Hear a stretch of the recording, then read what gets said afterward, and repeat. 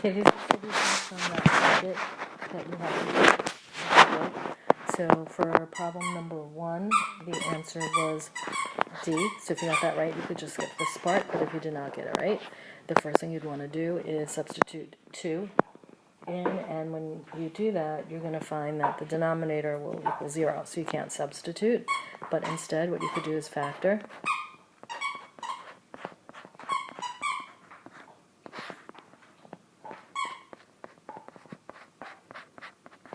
And when you do that, you'll see that cancels. So now you're just left with this. And now you can substitute 2 in there. That's JoJo playing with her toy in the background, by the way. And you get 5/4. So that's problem number 1. Okay, here's problem number 2, and for this the answer was B. So for this one you just needed to find the derivative.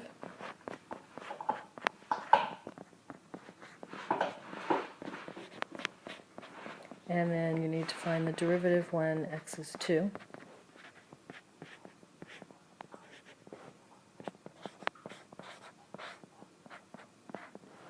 And this will give you 9. So that was the second one. Okay, here's number 4, and the answer should have been E. So if you need the equation of a tangent line, you're always going to start here.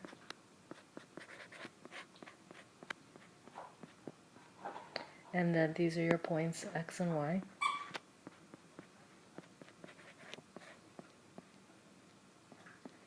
Okay, and the only thing you need now is m, which is the derivative. So you need the derivative of the equation that's right here, and that's going to require implicit differentiation. X's and y's all mixed together. So you're just going to take the derivative of every term. You have a minus, so you have to be careful and use parentheses. And now it's a product rule.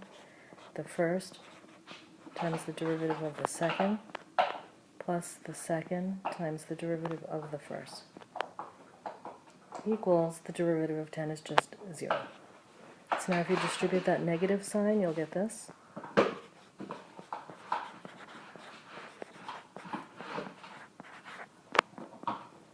Okay, and then you want to keep the dy over dx terms on one side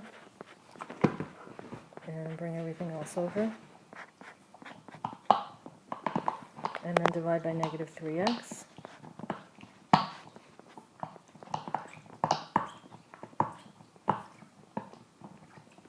Okay, so that is m, but you needed to find m when x is 1 and y is negative 3. I'll do that over here in this little box. So I'm going to replace x with 1 and y with negative 3.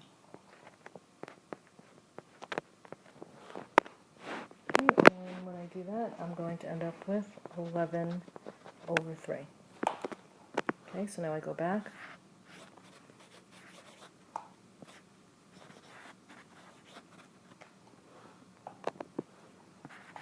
And I'm going to replace m with 11/3. And you can see that that matches right here, E.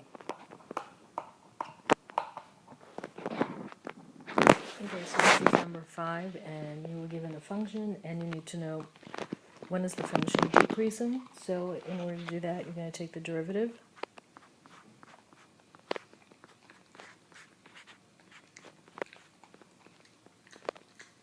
And then you take the derivative and set it equal to 0.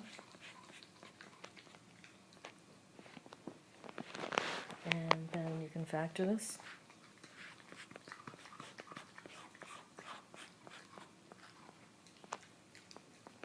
And solve.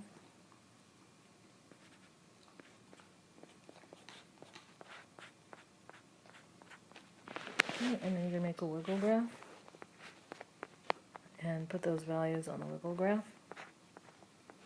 And when you substitute values into the first derivative, right, so you always substitute into the first derivative, you're going to get positive, negative, and positive. So the question is asking, when is it decreasing?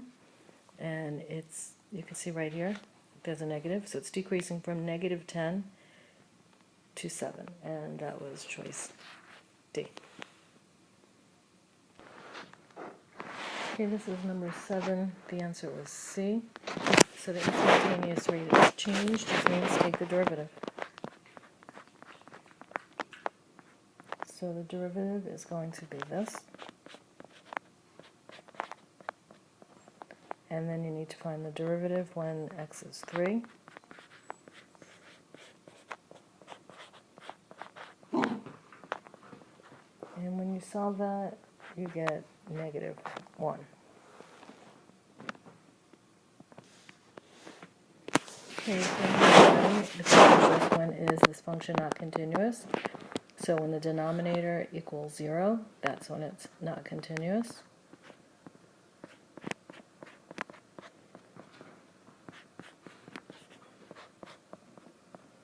And it's 2 and -1, and that was choice D. Question 12, and the answer was E. Okay, so the question is, when does the limit as x goes to infinity equal 0? So you're going to have to do each one. So the limit as x goes to infinity, so we'll do the first one first. Okay, so you have to remember that this x is going to get really big and this x is going to get really big.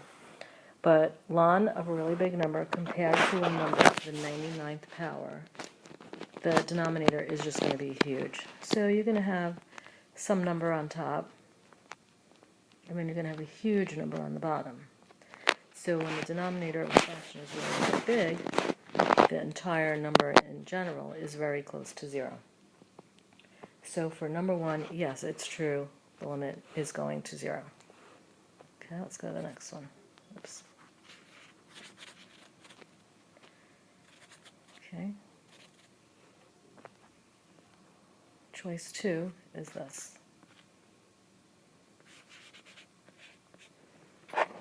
Okay, so you have you have a variable as an exponent. So when x goes to infinity, this is getting huge on top. And on the bottom, it's going to be large, but it's just going to be some number.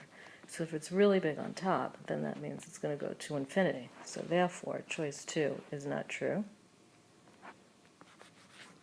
And then we have one more to try. Okay, so the last one is this. Okay, so now this one's a little tricky because you have the 99th power, you have an exponent on the bottom. So if you were actually to try to substitute infinity in here, you would get infinity over infinity, which means that you could use L'Hopital's rule, which means take the derivative of the top, take the derivative of the bottom. If you put infinity in there, you're going to get infinity over infinity again, and then you use L'Hopital's rule again. So what will happen is you're going to have to multiply this 98 by 99, you're going to get some number, and then you're going to get x to the 97, and it's always going to be e to the x, because the derivative of e to the x is e to the x. As you keep going, you're going to get some number x to the 96th over e to the x. Well, you can see this pattern as you keep going, that the exponent will get smaller and smaller till eventually it's gone, but e to the x will always remain e to the x. Therefore, the denominator will always be huge, and eventually the top will be very small. Therefore, it is also going to 0. So your choices that work are 1 and 3, and that's why it's choice E. Okay, and I'm going to stop after number 13 because it's a really long problem and it's a little aggravating, and that will be a good time to stop so you don't get too overwhelmed. So for number 13, I just want to say thank you to Patrick, who helped me and Miss El-Halabi with this, because we knew what we were doing, but we couldn't get an answer, and we got stuck, and it was out of pure laziness is why we couldn't get it. Okay, so I'm going to go over this one slowly. So you're told that f of 0 is equal to -5. That means when x equals 0, y equals -5.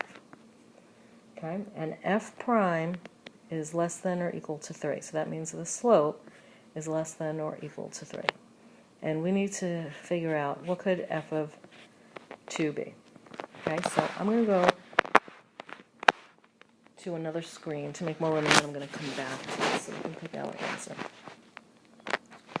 Okay, so if you were to make a graph of this, when x is 0, y is negative 5, that's down here. Okay, so the biggest that the slope could be would be 3. So you go up 3 over 1, up 3 over 1, you're going to look something like this. Okay, the slope is never bigger than negative 3. So that means that everything, any answers over here would be impossible. That could not be an answer because we know that the slope is either equal to 3, which puts it on the purple line, or it's less than 3, which would bring it below that line. Okay, so how are we going to figure out what's below there? Well, you're given an x and a y, you're given a slope, so the only thing that we could think of, which turned out to be right, is to think of the equation of the tangent line. So one of the things we talked about is when you don't know what to do, always take the derivative and set it equal to 0. And I would say another thing is to make the equation of the tangent line if you don't know what to do, because sometimes it could just lead you where you want. Okay, so these are our points right here, 0 and 5.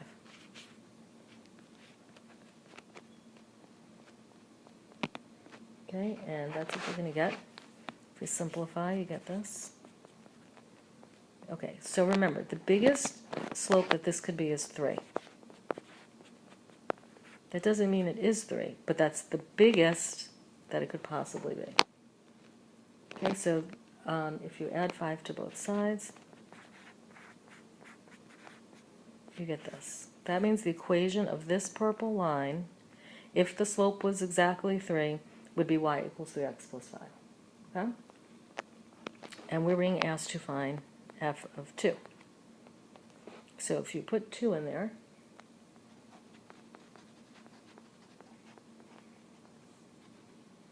you will get that y equals 6 plus 5. I'm sorry, it should be 6 minus 5. Hold on, I did something wrong here. Oh, okay, because it was x, this should be plus. This is a negative 5. Sorry. Let me erase this.